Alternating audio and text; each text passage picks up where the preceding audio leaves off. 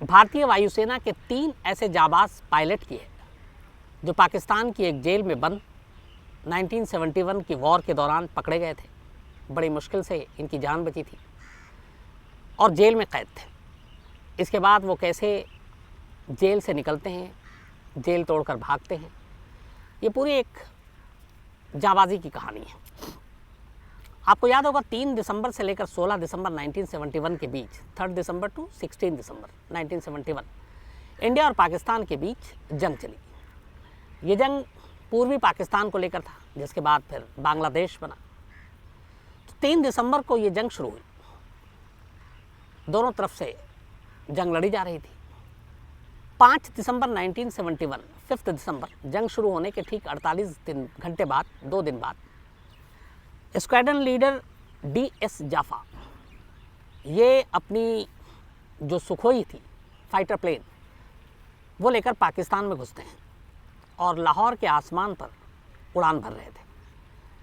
इत्तेफाक से anti aircraft gun जो है वो पाकिस्तान की तरफ से भी तैनात था और इसी गोलाबारी में सुखोई को गोली लगती है और सुखोई में आग पकड़ लेती है। आग थोड़ी ही देर के बाद कॉकपिट में पहुंच जाती है। स्क्वाड्रन लीडर DS जावा उस वक्त सुखोई उड़ा रहे थे। उन्हें लगा कि अब प्लेन का बैलेंस जो है वो मेंटेन करना मुश्किल है सुखोई का। तो फिर इसी के बाद उन्होंने अपना सीट इजेक्शन का बटन दबाया और पैराशूट के ज़रिए वो प्लेन से बाहर निकल आए। चूँकि लाहौर के आसमान में थे इसलिए बहुत दूर जा नहीं सकते थे और पैराशूट के ज़रिए जब वो लैंड किए तो लाहौर की ही सरज़मीन पर किए। एक गांव था, गांव के लोग थे। आसमान से पैराशूट नीचे और चूँकि दिन के उजाले में लोगों की नज़र पड़ी, लोग भाग कर आए। ये भी पता हिंदुस्तान पाकिस्तान में जंग है तो ये पाकिस्तानी एयरफोर्स का ही कोई बंदा होगा। तो लोगों ने DS जाफा को घेर लिया। इसके बाद उनकी सारी चीज़ें एक एक कर छीनने लगे, चाहे वो उनके लाइटर हो, सिगरेट हो, घड़ी हो, यहाँ तक कि जो उनके कपड़े थे, जूते, वो भी, और शायद उनको पीटने वाले भी थे।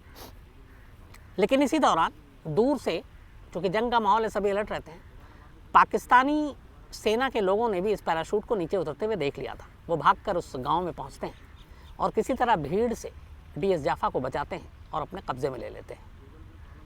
इसके बाद उन्हें लाहौर से रावलपिंडी लाया जाता है। रावलपिंडी लाने के बाद उन्हें एक सेल में रखा जाता है, पहले 1-2 दिन अकेले। फिर 1-2 दिन के बाद उनकी मुलाकात होती है बाकी युद्ध बंदियों से जो इसी जंग के दौरान पकड़े गए थे। तो DS जावा वहाँ पे जब पहुँचते हैं रावलपिंडी में, और जिस सेल में इनको बाकी मिलाया गया लोगों से, कुल एयरफोर्स के 12 अपने जवान रावलपिंडी जेल में बंद थे। और ये सब उसी तरीके से जैसे DS जाफा जो है वो अपना सीट इजेक्शन करके अपनी जान बचाई, नीचे उतरे, तो एयरफोर्स के ये बाकी लोग भी उसी तरीके से एक एक कर पकड़े गए थे। सभी को रावलपिंडी की जेल में रखा गया। बाद में इस पर किताब भी लिखी गई जिसमें कहा गया जेल में रखने के दौरान उनके साथ काफ़ी अच्छा बर्ताव, अच्छा सलूक किया गया। और 25 दिसंबर का इसी दौरान में तारीख आती है, 25 दिसंबर। जंग अब लगभग ख़त्म हो गई थी। 3 दिसंबर को जंग शुरू हुई थी, 16 दिसंबर को ख़त्म हो गई थी। तो 16 दिसंबर को जंग ख़त्म होने के करीब 9 दिन बाद 25 दिसंबर का दिन था। इस एयरफोर्स में जो लोग पकड़े गए थे, 12 बंदी थे, उनमें से कुछ क्रिश्चियन भी थे। तो फिर वहाँ के जो पाकिस्तान में उस वक्त रावलपिंडी की जो जेल के इंचार्ज थे मिस्टर उस्मान हामिद, ये स्क्वाड्रन लीडर थे, ये भी एयरफोर्स से जुड़े हुए थे। और एयरफोर्स के पाकिस्तान के उस वक्त चीफ के ये साथ ख़ास काम करते थे।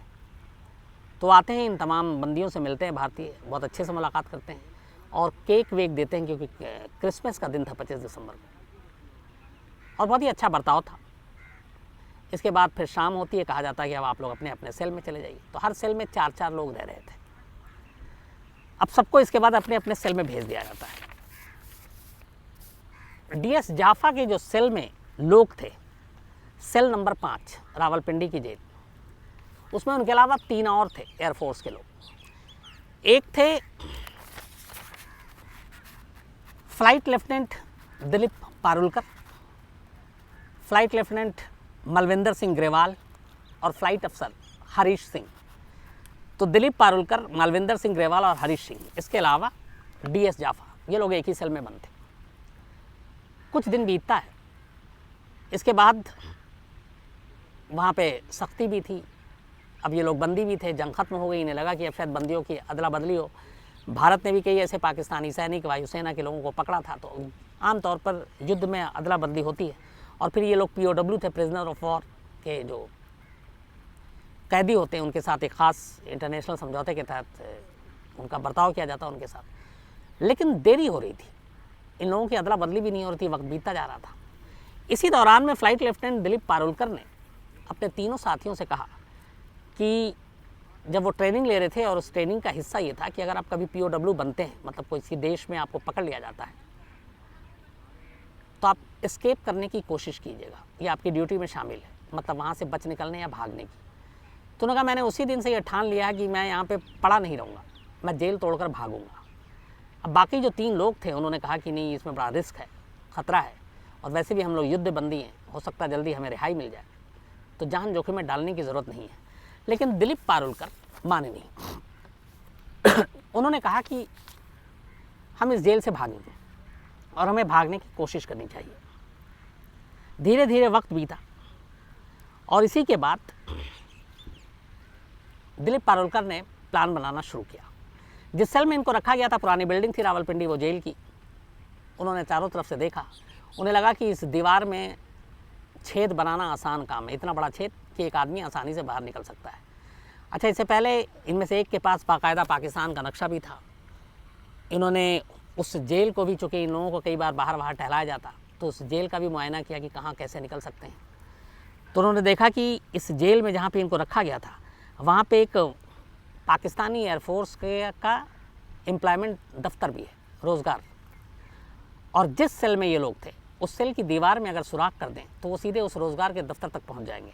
और उसके ठीक बराबर में मॉल रोड है।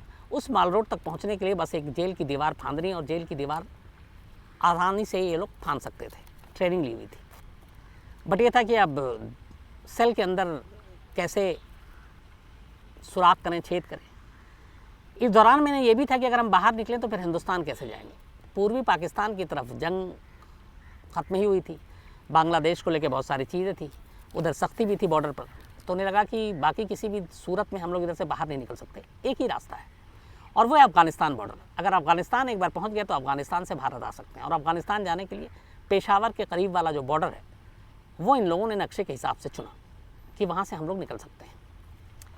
अब ये था कि दीवार में सुराख और छेद बनाना है, औजार हथियार कहाँ से लाएं। इत्तेफाक से उसी दौरान में इंटरनेशनल रेड क्रॉस ऐसे POW जो होते हैं युद्धबंदी, उनको ज़रूरत की चीज़ें देती है, टूथपेस्ट से लेके शेविंग और बाकी सारी चीज़ों की, कपड़े वगैरह। तो हर सेल में बॉक्स के साथ वो सामान दिया जाता था, तो ये लोग सामान निकाल लेते थे और बॉक्स को सेल में ही रखते थे। कुछ इन्होंने जो जेल में खाने के बर्तन थे, वो एक आख छुपा के चोरी करके रख लिया। इस दौरान में इनके पास कुछ पैसे होते थे, तो उस वक्त कोल्ड ड्रिंक जो है वो इन लोगों को अवेलेबल था, एक युद्धबंदी के तौर पर, पेप्सी और या फिर कोक। तो एक बच्चा था जो इनके सेल में कोल्ड ड्रिंक लेकर आया करता था। अच्छा, वहाँ कोल्ड ड्रिंक का जो ढक्कन है वो खोल कर नहीं देते थे, वो उस ढक्कन में एक सुआ टाइप का होता था, स्क्रू टाइप का, लोहे का बनाया हुआ, वो उसके ढक्कन पे मारता था, इतना बड़ा होल हो जाता था कि फिर उसमें वो स्ट्रॉ डालकर और सामने सर्व कर देता था। और वो छोटा बच्चा था 13-14 साल का जो इन लोगों को, तो कभी कभी ये लोग अपने ख़रीदते थे। तो जिस सुए से वो पेप्सी के ढक्कन पे होल करता था, उस पर नज़र पड़ी, और पारुलकर साहब ने एक दिन वो सुआ उस बच्चे से ले लिया। बच्चे ने कहा मेरा सुआ दे दीजिए। उन्होंने कहा इसमें कुछ नहीं है, पता नहीं कहीं खो गया, जाओ। उसे भी लगा, कुछ कहा नहीं उसने, और वो चला गया। तो अब इनके पास एक सुआ था, एक आध छोटे मोटे बर्तन से भी हथियार बना लिए। अब ये था कि दीवार में छेद करना है, एक सेल में 4 लोग, और ये था कि हमेशा आपको कमरे के अंदर, सेल के अंदर एक बल्ब 24 घंटे जला कर रखेंगे आप। तो बल्ब की रोशनी में खुदाई करना बड़ा मुश्किल काम था। खुदाई के बाद मलबा कहाँ फेंकना था, ये भी एक चुनौती थी, लेकिन मलबा का हल हो गया। जो रेड क्रॉस ने बॉक्स दिया, उस बॉक्स में ये लोग मिट्टी भर भर कर रखते थे और वहीं सेल में ही छोड़ देते थे।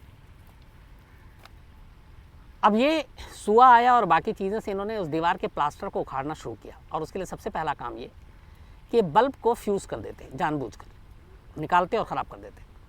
अब वहाँ एक बल्ब लगाने के लिए उस वक्त ये था कि फिर वो सारा हायरार्की था कि सीनियर पर जाओ, फिर वो देगा, फिर बल्ब लाएगा, फिर लगाएगा।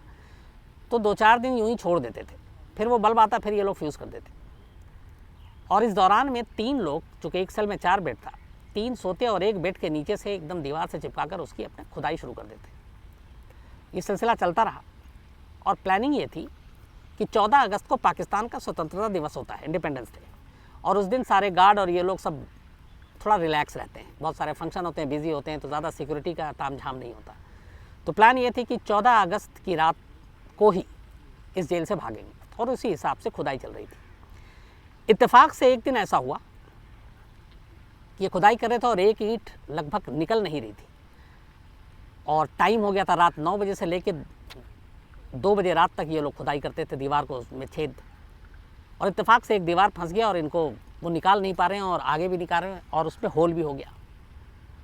तो एक कपड़ा इन्होंने उस होल में डालने के लिए कपड़ा ठूंस दिया। इत्तेफाक से उस कपड़े का एक सिरा बाहर की तरफ चला गया। अब बड़ी मुश्किल, वो फंस गया, कपड़ा भी बाहर नहीं आ रहा और बाहर की तरफ चला गया। अब कोई बाहर से दीवार की देख ले तो पकड़े जाए, खतरा अजीब था। इत्तेफाक से अचानक इनको सुबह देखा कि वो कपड़ा निकल गया है। अब इन लोगों को लगा ये तो पकड़े गए, क्योंकि जेल की जिस सेल में है उसकी दीवार से कपड़ा मतलब किसी सिपाही ने निकाला होगा। लेकिन फिर थोड़ी देर के बाद देखा वो कपड़ा असल में एक बिल्ली ने निकाल लिया था, तो ये बच गए। फिर एक रात ऐसी खुदाई कर रहे थे तो अचानक जो गार्ड पहरे पे था वो आया। बल्ब फ्यूज़ था, लेकिन फिर भी उसने उस अंधेरे में ताड़ा और देखा कि 3 तो बेड पे हैं, एक गायब है। वो अलर्ट हो गया, उसने सीटी बजाई, गया अपने सीनियर के पास। अच्छा, तब तक वो चौथा नीचे खुदाई कर रहे थे बारी बारी से। अब इन्हें पता चल गया कि अब तो पकड़े गए, अब अंदर सेल की तलाशी होगी। इसमें 2-3 अफसर भाग कर आए वहाँ। तब तक ये, लेकिन जो नीचे था वो वापस आकर बेड पे सो गया। अब वो तलाशी हुई तो उन्होंने कहा कि ये तो 4 हैं। तो अब उस गार्ड के ऊपर ही सब पिल पड़े कि तुमने बताया 3 है, चौथा भाग गया, यहाँ तो 4 हो। फिर उन्होंने कहा इसको दिखाई नहीं दिया, अंधेरा है। तो इस तरीके से दोबारा बचे। तो ऐसे कई छोटी छोटी चीज़ों करने के बाद बचते रहे। अब 14 अगस्त को इनको बाहर निकलना है, तैयारी पूरी है, उसी हिसाब से खुदाई चल रही है। लेकिन होता ये है कि वक्त से थोड़ा पहले वो लगभग छेद तैयार हो गया जिसको ये बंद करके रख रहे थे, और उसमें खतरा भी था कि ज़्यादा देर तक इसको छुपा के नहीं रख सकते। 12 अगस्त की रात को तय प्लान से 2 दिन पहले अचानक बहुत तेज़ आंधी चलती है रात शाम से ही, और बिजली कड़क रही, तेज़ धुआंधार बारिश हो रही है। उन्हें लगा कि इस आंधी और इस बारिश का बेहतरीन फ़ायदा उठाया जा सकता है, क्योंकि ऐसे वक्त में गार्ड और ये लोग तमाम किसी न किसी ओट में छुपे होते हैं, किसी दीवार के साए में, कमरे में। खुले में टहलना और ड्यूटी करना मुश्किल होता है बारिश में। तो इन सभी ने तय किया कि हमें बाहर निकलना है। लेकिन इससे पहले एक चीज़ हो गई थी। DS जाफा जो थे वो इस मिशन में शामिल नहीं थे कि वो इस जेल से भागेंगे। तो बाकी 3 लोगों ने तय किया कि अब उन्हें निकलना है, जिसमें दिलीप पारुलकर, मालविंदर सिंह ग्रेवाल और हरीश सिंह। DS जाफा उसी सेल में रहने को तैयार हो गया कि मैं नहीं जाऊँगा। 12 अगस्त की देर रात ये तीनों उस दीवार से निकलते हैं। दीवार से निकलकर उस कंपाउंड में पहुंचते हैं जहां पाकिस्तानी एयरफोर्स के एम्प्लॉयमेंट का दफ्तर था, और फिर वहां से दीवार फांदते हैं और मॉल रोड पे पहुंचते हैं। इससे पहले इन्होंने कुछ पैसों से कपड़े भी मंगवा लिए थे जेल के अंदर, जो कुर्ता पजामा, शलवार कमीज़, ताकि बाहर जाकर पहचान में ना आए कि ये विदेशी हैं। तो उसी हुलिये में तीनों निकले उस दीवार से, सेल से दीवार फांद करके बाहर आए। देर रात बाहर में एक बस खड़ी थी और उसका कंडक्टर चिल्ला रहा था, पेशावर पेशावर पेशावर। ये तीनों उस बस में बैठे और उस बस में चल पड़े।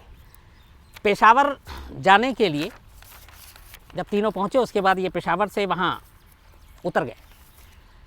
अब वहाँ पे एक गांव में पहुँचते हैं और पता चलता है कि यहाँ इस गांव से करीब 5 मील दूर अफ़गानिस्तान का बॉर्डर है, और उनको बस उस 5 मील के फासले को और तय करना था और फिर वहाँ से वो निकल जाना था। इस दौरान में जब वो पेशावर के करीब उस गांव में पहुँचे, अच्छा सब अलग अलग हुलिये में थे, लेकिन इन्हें लगा कि कुछ मामला गड़बड़ है, क्योंकि बस के कंडक्टर ने 2-3 बार इनसे पूछा और फिर इंग्लिश में बात करना शुरू कर दिया। तो उन्हें लगा कि हम अपने आप को पाकिस्तानी पेश कर रहे हैं, ये इंग्लिश में बात कर रहा है, चक्कर क्या है। तो उन्हें लगा कि नहीं, हुलिये के बावजूद शायद ये हमें पहचान रहा है। अब 5 मील सिर्फ दूरी पर है और ये वहाँ खड़े हुए हैं। इन्हें वहाँ से एक टैक्सी की ज़रूरत है, वो टैक्सी जो उन्हें उस बॉर्डर तक पहुँचा दे, और उस टैक्सी का इंतज़ार कर रहे हैं सड़क किनारे। तभी अचानक एक कड़क आवाज़ आती है सड़क की दूसरी तरफ से। ये तीनों पलट के देखते हैं, एक शख्स था और वो पूछता है कि कौन है आप लोग। तो ये बताते हैं कि हम लोग एयरफोर्स से हैं, पाकिस्तान एयरफोर्स से हैं और इधर आए हैं छुट्टी पे 1 हफ्ते की, जंग ख़त्म हो गई है और इसी वजह से। लांडी खाना एक रेलवे स्टेशन हुआ करता था। उन्होंने कहा हम लांडी खाना रेलवे स्टेशन, इत्तेफाक से जो इन्होंने नक्शा चुना था और लांडी खाना का नाम लिया, 1932 में ये रेलवे स्टेशन अंग्रेज़ों के ज़माने में बंद हो गया था और ये बात इन तीनों को पता नहीं थी। तो उन्होंने कहा हम लांडी खाना रेलवे स्टेशन जा रहे हैं। यहीं से उस शख्स को शक हुआ, उसने कहा पर वहाँ तो कुछ है नहीं। तो उन्होंने पूछा क्यों? उन्होंने कहा वो रेलवे स्टेशन तो पता नहीं कब का बंद हो चुका है, 40-50 साल हो गए। तब उसे डाउट हुआ। उसके बाद उसने फिर सवाल जवाब शुरू किए। बदनसीबी ये थी कि जो शख्स उनको एक अजनबी मिला और जो उनसे पूछताछ कर रहा था, वो उस इलाके के तहसीलदार का स्टेनो था। उसने फ़ौरन फिर कुछ लोगों को इकट्ठा किया और बोला कि इन तीनों को लेके चलो, ये सस्पिशियस है। उसके बाद वो उन्हें लेकर तहसीलदार के पास पहुंच गया। अब पूछताछ शुरू हुई, धीरे धीरे भांडा फूटने लगा। लेकिन इसी दौरान में इनमें से एक पारुलकर साहब, कॉन्फिडेंट, उन्होंने तहसीलदार को समझाया कि देखो हम लोग कोई विदेशी नहीं है, हम पाकिस्तानी एयरफोर्स में हैं, हम रावलपिंडी में पोस्टेड हैं। और फिर उन्होंने बाकायदा धौंस जमाने के लिए उन शख्स का जो उस्मान हामिद थे, जो जेल में मिले थे, जिन्होंने केक खिलाया था, वो एक्चुअली जो पाकिस्तानी एयरफोर्स के चीफ थे उस वक्त, उसके एडीसी भी थे, उस्मान हामिद। तो उन्होंने कहा आप उस्मान हामिद को फ़ोन मिलाइए और उनसे बोलिए कि बात करना चाहते हैं, ताकि ये लगे कि एक फ़ोन आए और फिर ये इसको किसी तरह गुमराह करें और निकल जाए। तहसीलदार ने उस्मान हामिद को फ़ोन मिलाया, बाकायदा पारुलकर साहब ने फ़ोन उठाया इधर से और उन्होंने कहा कि मैं ये हूँ और रावलपिंडी जेल में और यहाँ आ गया, क्योंकि अब उन्हें मालूम था कि बचने का कोई रास्ता है नहीं। तब एडीसी उस्मान हामिद तहसीलदार से कहता है कि इन तीनों को कोई नुकसान मत पहुँचाना, तीनों को अपने हिफाजत में रखो, पर इन्हें जाने भी मत देना, हमारे लोग आ रहे हैं। इस दौरान में उधर रावलपिंडी जेल में तब तक किसी को पता नहीं कि एक सेल से 3 भारतीय कैदी भाग चुके हैं। कई घंटे बाद एक गार्ड आता है और देखता है, और उसके बाद देखता है कि दीवार में सुराख है और 3 भाग गए और उसमें से एक ही बचे हुए हैं, जो काफा। अब क्या हो? अब इधर डीएस काफा की कहानी सुनिए कि जब उसे लगा, तो अब ये था कि डीएस जाफा कि सीनियर अफसरों को पता चलेगा कि जेल में तमाम निगरानी के बावजूद 3 भारतीय पायलट यहाँ से भाग गए हैं, तो वो उसके ऊपर गाज गिरेगी। तो उन्होंने ये तरीका सोचा कि एक काम करो, ये बताओ कि ये 4 लोग भाग रहे थे, हम लोग अलर्ट थे, हमने एक को मार गिराया और 3 भागने में कामयाब हो गए, तो थोड़ी जान बचेगी। और ये सारी बातें डीएस जाफा सुन रहे हैं। अब उनकी हालत ख़राब कि जंग में तो बच गए, प्लेन से भी सुखोई से नीचे आ गए, लेकिन अब यहाँ 3 जो हमारे साथी भागे हैं, उनकी आँच इन गार्ड पर ना आए, इसलिए अब मुझे मारना चाहते हैं ताकि ये बता सके कि एक को हमने मार गिराया, 3 लेकिन भागने में कामयाब रहे। और ये ऐसा होना था। डीएस जाफा की मौत लगभग तय थी। गार्ड अपनी गर्दन बचाने के लिए उन्हें गोली मारने वाले थे, और डीएस जाफा ने अपनी किताब में लिखा भी है कि बस ऐसा लगा था कि अब मौत उनके सामने है। लेकिन इसी बीच जब तहसीलदार से पारुलकर साहब ने फ़ोन कराया, तो उस फ़ोन को रखने के बाद उस्मान हामिद ने सीधे रावलपिंडी जेल फ़ोन किया और बोला कि ये बताओ कितने कैदी मिसिंग हैं। अब जब ये सारी चीज़ें हुई तो फिर बताया गया, फिर उन्होंने पर्टिकुलर कहा कि ये नाम के 3। तो अब इन गार्ड को और जेल के स्टाफ को लगा कि ये तो भेद खुल गया, अब किसी को मारेंगे तो फ़ायदा नहीं है, क्योंकि ऊपर में साहब को पता चल चुका है। तब उन्होंने बताया कि सर एक सेल से 3 गायब हैं। तो उन्होंने कहा ठीक है, वो तीनों मिल चुके हैं। और इस तरीके से डीएस जाफा की जान बची। अगर उस वक्त एडीसी फ़ोन ना करते और वो ना बताते कि इस वक्त पता करो कितने कैदी मिसिंग हैं, तो शायद इन्हें गोली मार दी जाती। खैर, इसके बाद उन तीनों को फिर वापस पकड़ कर लाया जाता है। ये जो बात है पूरी आपको बताया, जैसे 14 अगस्त 1972 की जब ये तीनों भागे थे, तो इनको लाया जाता है। और उसके बाद आखिरकार करीब 3 महीने ये फिर जेल में रहते हैं, सितंबर, अक्टूबर, नवंबर। 1 दिसंबर 1972 को पाकिस्तान के प्राइम मिनिस्टर जुल्फ़िकार अली भुट्टो भारतीय युद्ध बंदियों की रिहाई के बदले में वहाँ के कुछ बंदियों को रिहा करने का फैसला करते हैं, और उनमें से ये 12 पायलट भी शामिल थे। और उन 12 में ये 3 भी थे जिन्होंने जेल तोड़कर वहाँ से भागने की कोशिश की थी और लगभग कामयाब हो गए थे। सिर्फ 5 मील की दूरी थी उस अफ़गानिस्तान के बॉर्डर तक। अगर वो उस 5 मील के फासले को तय कर लेते तो ये उसी पल आज़ाद हो जाते, लेकिन फिर भी इनको ज़्यादा इंतज़ार नहीं करना पड़ा। 3 महीने के बाद अदला बदली में ये सभी रिहा हो गए। उसके बाद इन सभी युद्धबंदियों को वाघा बॉर्डर लाया गया। उनके आने से पहले इन तीनों की पाकिस्तान के जेल से भागने की कोशिश की खबर हिंदुस्तान में फैल गई थी, मीडिया में भी आ गई थी, और इन तीनों को एक हीरो की तरह देखा जा रहा था कि जान जोखिम में डालकर कैसे ये भागे और सिर्फ 5 मील की दूरी से रह गए। तो वाघा बॉर्डर पर इन लोगों का एक हीरो की तरह सम्मान और स्वागत किया गया, और इसके बाद फिर उन्होंने अपनी बाकी जो सर्विसेज थी वो भी पूरी की। तो ये कहानी थी उन 3 पायलट की जो पाकिस्तान की जेल से लगभग जेल तोड़कर निकल भी गए, लेकिन सिर्फ बॉर्डर से 5 मील दूर पकड़े गए थे। तो आज कहानी में इतना ही। कल संडे है, उम्मीद है आपकी छुट्टी अच्छे से गुजरेगी। कोरोना का केस फिर से बढ़ रहा है, इसलिए अपना ख्याल रखिएगा, बहुत ख्याल रखिएगा। और मेरी एक डॉक्टर साहब से बात भी हो रही थी, वो कह रहे थे कि इस बार इसकी थोड़ी ज़्यादा स्पीड ज़्यादा है, लगातार कुछ दिनों में ही तेज़ी से केस बढ़ रहे हैं। तो लगता है 2020 की तरह जो शुरुआत मार्च अप्रैल मई पूरा साल गया है, जो एहतियात की ज़रूरत थी, मुझे ये भी लगता है बीच में हम लोग कुछ लापरवाह हो गए थे थोड़ा कोरोना को लेकर। तो अब एक बार फिर मामला सीरियस है, तो अपना ख्याल रखिएगा, अपनों का ख्याल रखिएगा।